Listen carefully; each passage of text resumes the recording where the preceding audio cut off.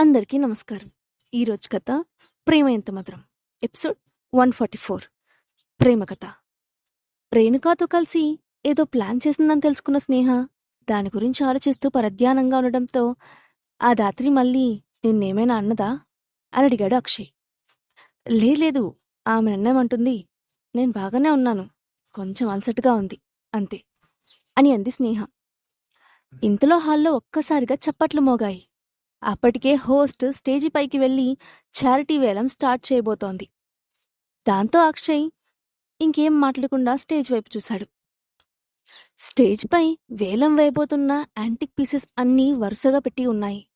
అప్పుడు అక్షయ్ ముందుగా, స్నేహ, నీకేమైనా నచ్చితే చెప్పు, మనం తీసుకుందాం అని చెప్పాడు. స్నేహ వెంటనే, నాకేం వద్దు, ఇక్కడ ఉన్నవన్నీ చాలా కాస్ట్లీ అని నాకు తెలుసు, నేను అంత కాస్ట్లీ వస్తువులు కొనలేను అని అంది. వాళ్ళిద్దరికీ ఇంకా పెళ్లి కాకపోవడంతో అప్పుడే అక్షయ్ తన కోసం డబ్బు ఖర్చు పెట్టడం స్నేహకు ఇష్టం లేదు. కాని అక్షయ్ ఆమె మాటలు పట్టించుకోకుండా స్టేజ్పై ఉన్న వస్తువులన్నిటినీ ఒకసారి వరుసగా చూశాడు. అతని చూపు అక్కడే ఉన్న ఒక జ్యువెలరీ సెట్పై నిలిచిపోయింది. అప్పుడు అక్షయ్ దాన్ని స్నేహకు చూపిస్తూ, స్నేహ, ఆ జ్యువెలరీ సెట్ ఎలా ఉందో చూడు, నీ పెళ్లి డ్రెస్పై అది పర్ఫెక్ట్గా సెట్ అవుతుంది కదా, నాకు సెట్ అవుతుందని అనిపిస్తోంది అని అన్నాడు. నిజానికి స్నేహ కూడా ఆ సెట్ను కాసేపటి ముందే చూసింది. ఆమెకు చాలా బాగా నచ్చింది. కానీ దాని కాస్ట్ ఆమె బడ్జెట్ కన్నా కొన్ని వేల రెట్లు ఎక్కువగా ఉంటుందని ఆలోచించింది. తన కోరికను వదిలేసుకుంది. ఇంతలో స్టేజ్పై ఉన్న హోస్ట్ ముందుగా ఆ జ్యువెలరీ సెట్ను అందరికీ పరిచయం చేస్తూ, ఈ సెట్ వెనుక ఒక కథ ఉంది, మీలో ఎవరికైనా ఈ కథ ఏంటో తెలుసా అని అడిగింది. అప్పుడు స్టేజ్ ముందున్న ఆడియన్స్ అందరూ మౌనంగా తెలియదన్నట్లు తలలో అడ్డంగా ఊపారు. అప్పుడు స్నేహ మెల్లగా పైకి లేచి నెమ్మదిగా స్టేజ్ పైకి వెళ్ళి ఆ హోస్ట్ చేతిలోని మైక్ తీసుకొని, ఈ కథ నాకు తెలుసు, నిజానికి అనుకోకుండా నేను ఒకరోజు ఈ జ్యువెలరీ డిజైనర్ను అబ్రాడ్లో కలిశాను, అతను నాకు ఈ సెట్ వెనుక ఉన్న కథను చెప్పాడు అని చెప్పింది.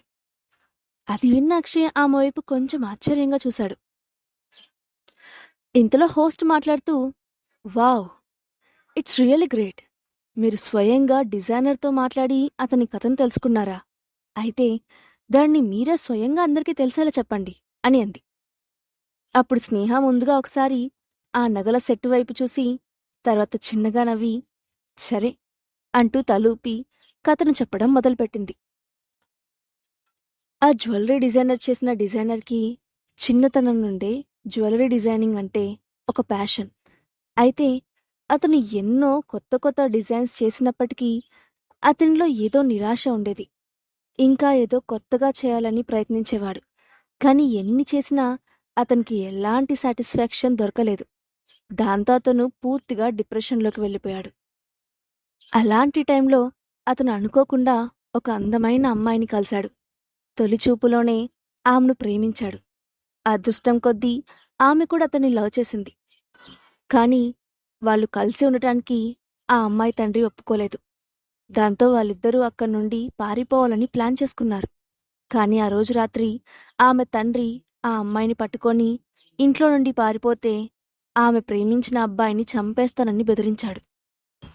ఆమె ఎంత బ్రతిమాలినా తన తండ్రి ఒప్పుకోకపోవడంతో చివరికి చేసేదేం లేక ఆ అమ్మాయి తన తండ్రి చూపించిన వ్యక్తిని పెళ్లి చేసుకుంది.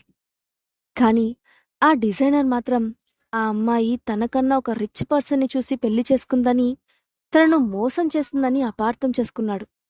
దాంతో ఆమెపై ద్వేషాన్ని పెంచుకొని ఆ కోపాన్నంతా జ్యువెలరీ తయారు చేయడంపై చూపించాడు. దాని ఫలితంగా అతను చాలా అద్భుతమైన నగలను తయారు చేసి ఆ తర్వాత రోజుల్లో ఫేమస్ డిజైనర్గా ఎదిగాడు. కాని అతను ఎంత గొప్పవాడైనా తన హృదయంలో ఆ రోజు ప్రేమించిన అమ్మాయి గుర్తొస్తూనే ఉండేది.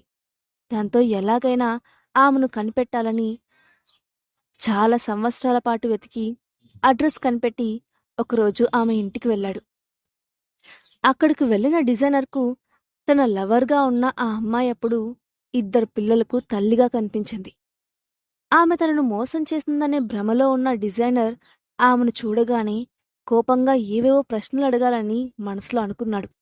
కాని ఆమె ముందుకు వెళ్ళాక అతని నోటి నుండి ఒక్క మాట కూడా బయటకు రాలేదు. చాలాసేపటి తర్వాత అతను నిదానంగా, "నువ్వు నీ భర్తను ప్రేమిస్తున్నావా?" అని అడిగాడు.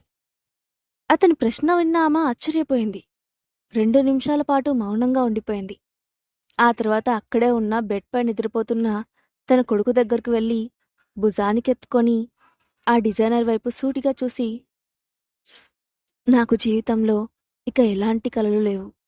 ఎవరి మీద ప్రేమ లేదు. నేను జీవించడానికి కారణం ఇప్పుడు నా 2 పిల్లలు మాత్రమే" అని చెప్పి అక్కడే ఉన్న తన పెద్ద కొడుకుని పేరు పెట్టి పిలిచి అతన్ని కూడా మరో చేత్తో పట్టుకొని అక్కడి నుండి వెళ్ళిపోయింది. ఆమె మళ్ళీ డిజైనర్ వైపు తిరిగి చూడలేదు. కానీ ఆ డిజైనర్ మాత్రం ఆమె వైపే చూస్తూ ఉండిపోయాడు. ఆమె వెళ్ళేటప్పుడు తన పెద్ద కొడుకును పేరు పెట్టి పిలిచింది. నిజానికి ఆమె పిలిచిన పేరు, ఆ డిజైనర్ పేరు ఒక్కటే. దాంతో ఆమె తనను ఎంతగా ప్రేమించిందో అర్థం చేసుకున్నాడు ఆ డిజైనర్. అతను వెనక్కి తిరిగి వెళ్ళి ఆమెపై ప్రేమతో ఈసారి మరో కొత్త డిజైన్ను తయారు చేశాడు. అది జీవితంలో మొదటిసారిగా సంతృప్తినిచ్చిన డిజైన్ అని కథ చెప్పడం ఆపేసిన స్నేహ హోస్ట్ చేతిలో ఉన్న ఆ నగల సెట్ను అందరికీ చూపిస్తూ, "ఆ డిజైనర్ ప్రేమతో తయారు చేసిన ఆ జ్యువెలరీ ఇదే. అందుకే ఎవరైతే ఈ జ్యువెలరీ సెట్ను వేసుకుంటారో వాళ్ళు ఖచ్చితంగా తమ ప్రేమికుడి తిరుగులేని ప్రేమను పొందుతారని నేను నమ్ముతున్నాను. నా నమ్మకం నిజమో అబద్ధమో తెలియకపోయినా ఆ డిజైనర్కి తన ప్రేయసి మీదున్న ప్రేమ ఖచ్చితంగా ఈ జ్యువెలరీ వేసుకున్న వారి ప్రేమను ఎప్పటికీ నిలిపి ఉంచుతుంది" అని ఉద్వేగంగా చెప్పింది. ఆమె చెప్పడం ముగించిన వెంటనే స్టేజ్ కింద నుండి ఒక్కసారిగా పెద్దగా చప్పట్లతో ఆ ప్రదేశం మోగిపోయింది. ఫ్లాష్ లైట్స్ అన్నీ స్నేహ వైపే ఫోకస్ చేసి ఉన్నాయి. కెమెరా లైట్ల వెలుగులలో కనపడుతున్న స్నేహ ఆ క్షణం అందమైన మోడల్గా కనిపించింది. కథ చెప్పడం పూర్తవడంతో స్నేహ నెమ్మదిగా దిగి కిందకు వచ్చి కూర్చుంది. అప్పటికే అందరితో పాటు అక్షయ్ కూడా తన వైపే చూస్తుండడంతో ఆమె కొంచెం ఇబ్బందిగా, "నేనేమైనా తప్పుగా చేశానా?" అని అడిగింది. అక్షయ్ తల అడ్డంగా ఊపి, "తప్పుగా ఏం లేదు" అని అన్నాడు. దాంతో స్నేహ చిన్నగా నవ్వింది.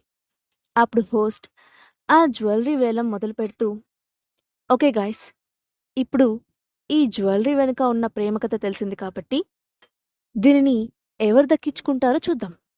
మరి ఇంత ప్రేమపూర్వకమైన ఈ జ్యువెలరీ సెట్కి మేం నిర్ణయించిన రేట్ ₹1,00,00,000 అని అనౌన్స్ చేసింది. ₹1,50,00,000 వెంటనే అన్నాడు అక్షయ్. ఆ మాట వినగానే స్నేహ ఉలిక్కిపడుతూ అక్షయ్ వైపు చూసి, "అక్షయ్, ఏం చేస్తున్నావు? నువ్వెందుకు వేలం పాడుతున్నావు? పైగా అంత డబ్బు వద్దు" అని అంది. "అది నాకు కాబోయే వారికి బాగా నచ్చింది కాబట్టి ఎంత ఖర్చైనా సరే నేను దానిని కొని తీరుతాను" అని అన్నాడు. మరోవైపు ఒకేసారి 50,00,000 రేట్ పెరగడంతో యాక్షన్కి వచ్చిన వాళ్ళంతా ఒక్కసారిగా నోరు తెరిచారు. ఇంకెవరూ పెంచడానికి వీలైనంతగా రేట్ పెరిగిపోయింది. దాంతో ఎవరూ దాన్ని కొనడానికి ధైర్యం చేయలేకపోయారు.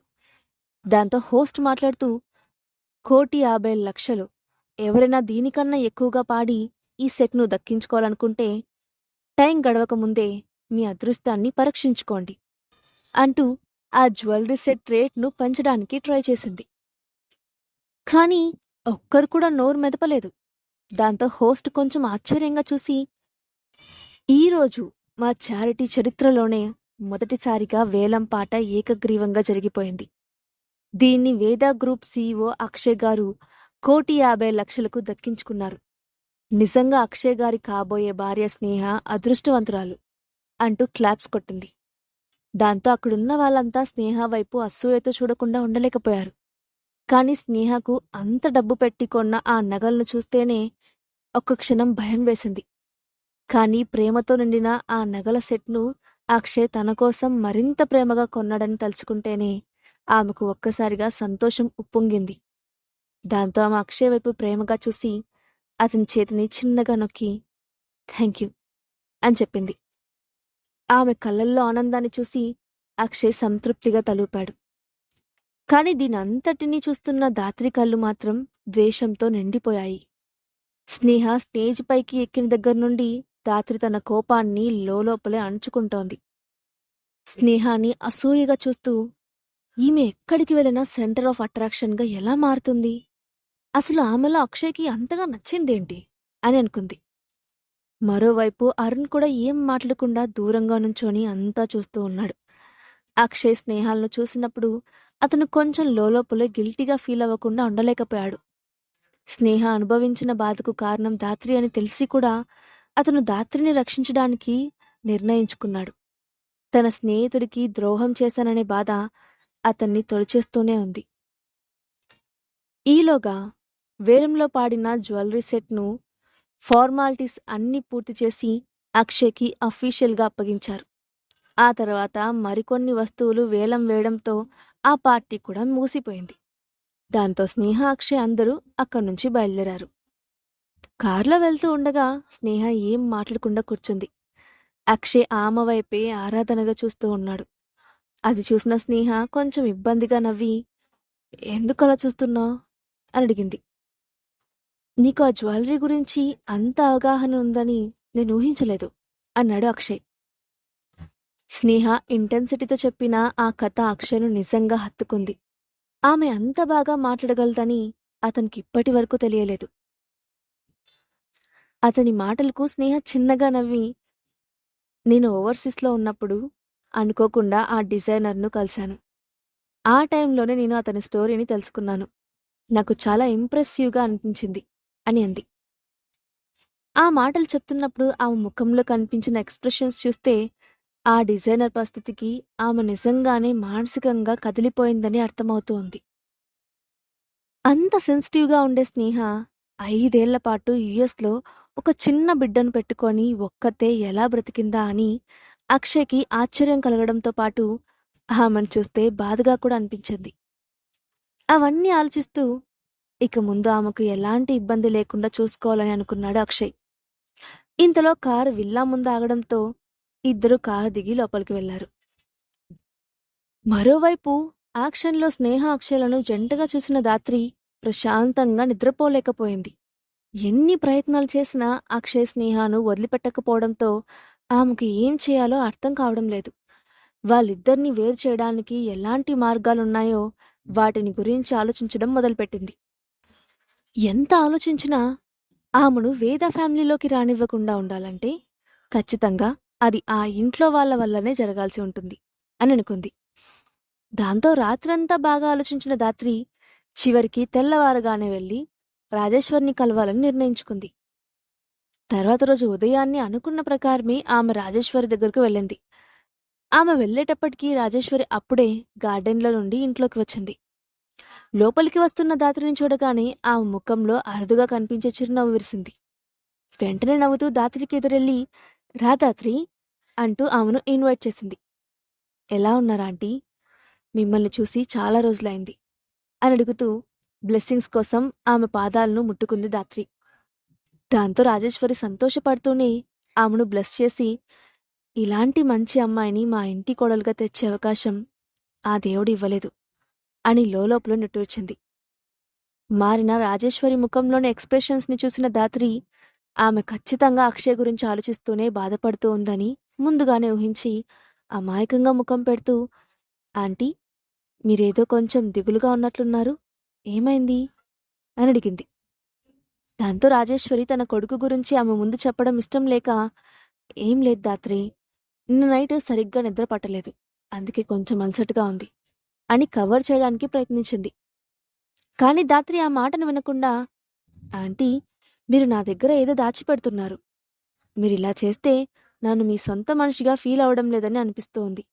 దయచేసి ఏం జరిగిందో చెప్పండి" అని బ్రతిమలాడుతున్నట్లుగా అడిగింది.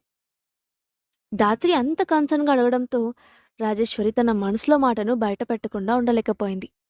దాంతో ఆమె నిజాయితీగా, "ఏం చెప్పమంటావు దాత్రి? నా బాధ అంతా అక్షయ్ గురించే.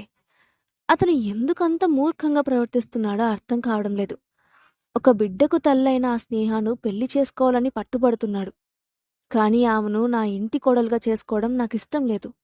ఆ విషయం నీకు కూడా తెలుసు. నా మనసులో ఎప్పటినుంచో నిన్నే నా కోడలుగా చేసుకోవాలని అనుకుంటున్నాను. ఇప్పుడిక ఆ అదృష్టం లేదేమోనని భయపడుతున్నాను" అని ఆందోళనగా చెప్పింది. ఆ మాటలు వినగానే దాత్రికి ఒక్కసారిగా కోపం ముంచుకొచ్చింది. ఆయన రాజేశ్వరి ముందు కోపాన్ని చూపించే ధైర్యం చేయలేక కంట్రోల్ చేసుకొని దిగులుగా ముఖం పెట్టి, పర్వాలేదు ఆంటీ, నేను మీకు కోడల్ని కాకపోయినా ఎప్పటికీ మీతో నా రిలేషన్ ఇలాగే ఉంటుంది అని బాధగా చెప్పింది. అది చూసిన రాజేశ్వరి, ఇంత మంచి అమ్మాయిని పెళ్లి చేసుకున్న అదృష్టాన్ని అక్షయ్ చేతులారా దూరం చేసుకుంటున్నాడు అని అనుకుంది. అప్పుడు ధాత్రి అక్కడికి వచ్చిన అసలైన పనిని మొదలుపెట్టింది. నెమ్మదిగా ఆమెతో మాట్లాడుతూ, ఆంటీ, మీరు బాధపడకండి, నేను అర్థం చేసుకోగలను. కొన్ని విషయాల్లో మనం ఎవరిని బలవంతం చేయలేమని నాకు తెలుసు అని అంది. అప్పుడు రాజేశ్వరి నిరాశగా "హ్మ్" అని నిట్టూర్చింది. ఇంతలో ధాత్రి ఏదో గుర్తు చేసుకున్నట్లు, అన్నట్లు చెప్పడం మర్చిపోయాను ఆంటీ, నిన్న నేను అనుకోకుండా ఒక చారిటీ పార్టీకి వెళ్ళాను. అక్కడ అక్షయ్ని కూడా చూశాను. ఆ స్నేహతో కలిసి వచ్చాడు అని చెప్పింది. స్నేహ పేరు వినగానే రాజేశ్వరి ముఖం కోపంగా మారిపోయింది. అప్పుడు ధాత్రి మళ్ళీ మాట్లాడుతూ, ఏ మాటకు ఆ మాట చెప్పుకోవాలాంటీ, నేను ఆ స్నేహ అదృష్టానికి నిజంగా కొంచెం జల్సీగా ఫీల్ అవుతున్నాను.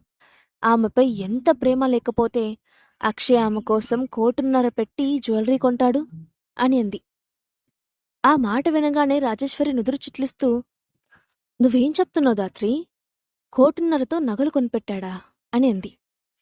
అవునాంటీ, నిన్న జరిగిన వేలంలో అక్షయ్ ఆమె కోసం ఒక నగల సెట్ను కొన్నాడు. అది చూసి అక్కడ వాళ్ళంతా మీలాగే ఆశ్చర్యపోయారు.